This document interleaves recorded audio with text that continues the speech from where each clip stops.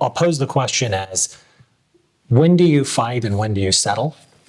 Right? Like when do you take it all the way? When do you settle out? When do you, just try to get them to sign an NDA so you can tell them the truth, what's really going on, and they can understand. And of course they'll agree with you, right? How is it that you guys go and think through that particular dynamic? Because look, there are so many activists now. It's not like it was 20 years ago, definitely.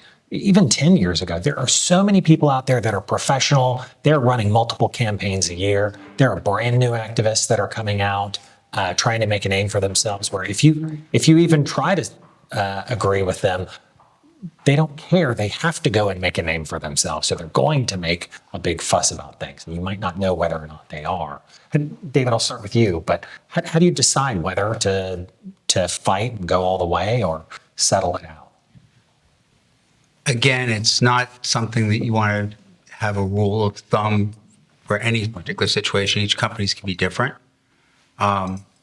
It's important to understand what the activist is saying and seems to want.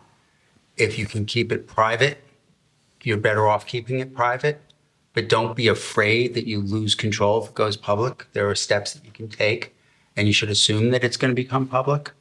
It is, by definition, usually you have to give up less if you can deal with it privately than publicly. Once the activist is out there publicly, they're going to want to make sure that they fulfill whatever they say.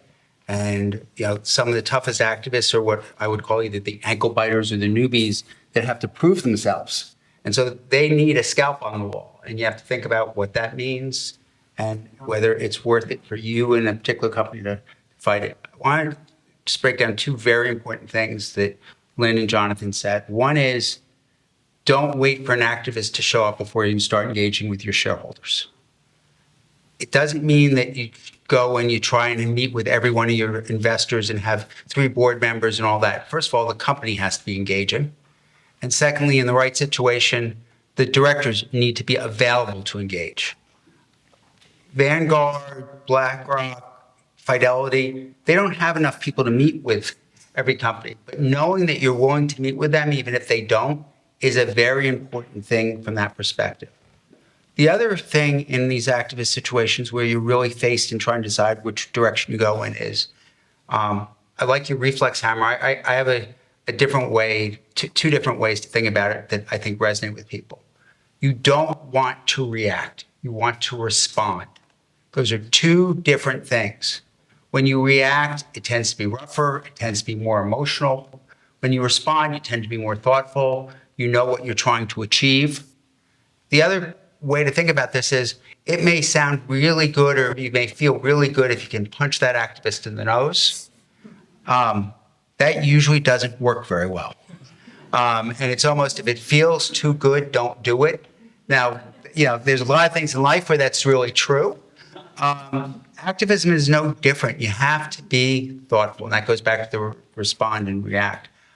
I think that knowing what your relationship is with your shareholders is extremely important in thinking through whether it's worth settling or not settling. And if you haven't spent the time to know what your shareholders are concerned about or think about, then it's going to be much more difficult to make that evaluation about whether it's the right time to settle and the wrong time to sell. You also have to think about if you have Vanguard with 15% of your stock, and you have somebody that's making a lot of noise and they're 0.5% of your stock, how's Vanguard going to think if you put somebody on your board from that entity? Oh yeah, we got rid of the activist situation. They're going to be mad at the management team because they're going to say you're letting the activist drive strategy or do other things. But having that relationship and having that ability, and good activists tend to talk to large shareholders themselves.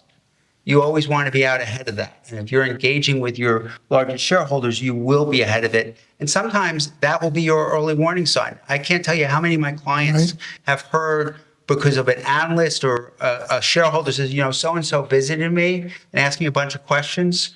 They don't have to tell you, but if they have a relationship with you, they often will tell you. And you can get way ahead of the curve. Again, what you want to do is avoid the surprises. And one of the ways to avoid the surprises is know what your shareholders are thinking. You talked about this right up front about materials for the board, the investor presentations, and the questions that get asked. I actually suggest to people that they, at least on a quarterly basis, have the investor deck in the board materials, but also the reactions from shareholders. What are the shareholders asking for? You don't have to hear from the IR person at every meeting, but you should know what questions or issues they're facing, because those tend to come back to bite you. Real quick, every situation is different, but if you're going to go to the mat, can you win? What is the assessment of can you win? Because if you can't win, then that doesn't make a lot of sense. And I guess the other is just if you're the kind of company that has a big target on your back, like an ExxonMobil, you might have to go and fight it just so that if you settle, then that invites thousands of people, to come in and try to get a settlement. So it's very situational, I think, company to company, but those are two things to consider. Winning is not 52 to 48. Yeah.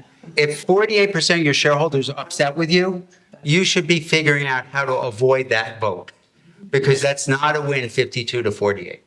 Yeah, and right, I think one, defining win, and a lot of times defining win is getting some agreement before it goes public that you can live with. But if it's going to get nasty and you think you can win in that defined term, which is more than 52, and I'll say this because I'm not a law firm stumping for business, sometimes the best thing you can do is fight.